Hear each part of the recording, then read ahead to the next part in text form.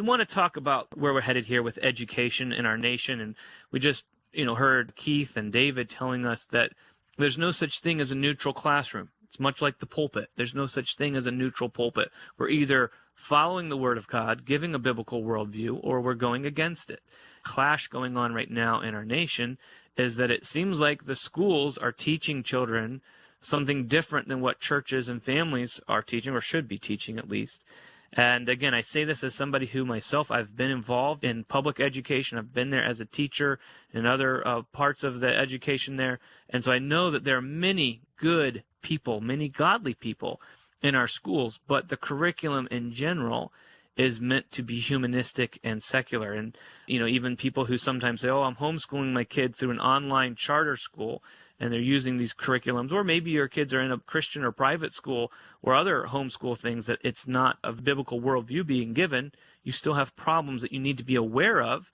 I'm not saying that your kids can't go to the public school or can't be homeschooled or a Christian school at a place that doesn't have a good curriculum, but I am saying that as a parent, or if you're involved helping people in your church or whatever your situation is, we are given the responsibility to pass on truth, the Lord's truth, the Word of God, to the next generation. And I remember a number of years ago, my wife had a first grader. She was teaching her piano, and this young girl asked my wife something, and she hadn't even known my wife very long, but she was asking her who was right, her dad or her teacher at school. Now, her dad was also our pastor.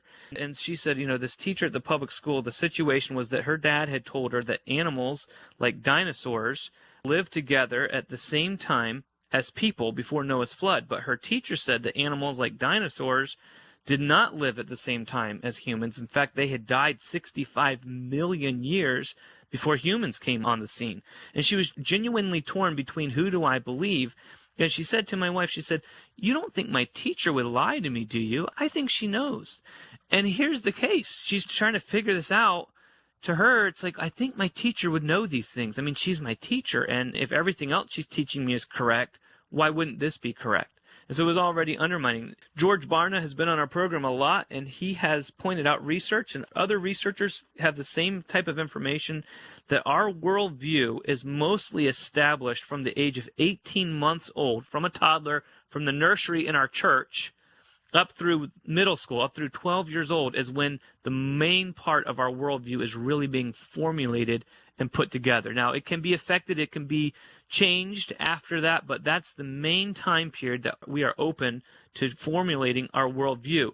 So just think of that, the life of a normal child going to a regular public school. This means that by the time they get to middle school, their worldview has been impacted more probably by the public school than any other person or group in their life, because of the sheer matter of time they spend, the time on the bus ride to the school, the time in the classroom and on the field trips and things that they do. So they are hugely impacted by what they're learning in our public schools. And if it's not neutral, what do we have going on? So, David, we want to go to you.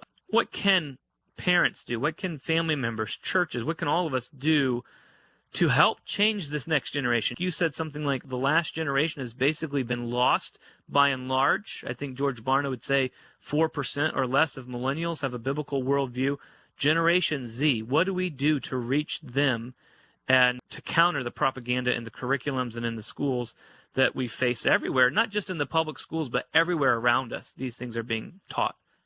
Horace Mann, who is basically the father of public education in the United States, and he is a controversial figure within the Christian community for some of the things he believed in.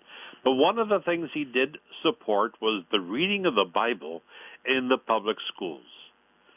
And he said, if you do that, if you take these issues and teach the children the Bible on the front end of life, you will have less needs for jail and prisons on the back end of life. I thought it was a very good compliment. A very good statement.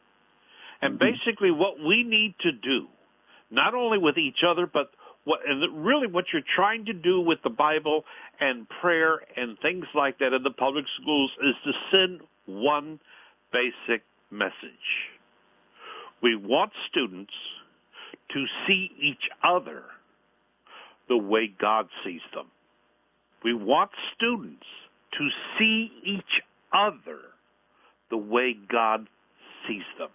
We are made in the image of God, and if we understand that basic, simple message, forget about all the theology, that basic moral message in the civil context is all you really want to do. When you've done that, you basically will have a good public education system.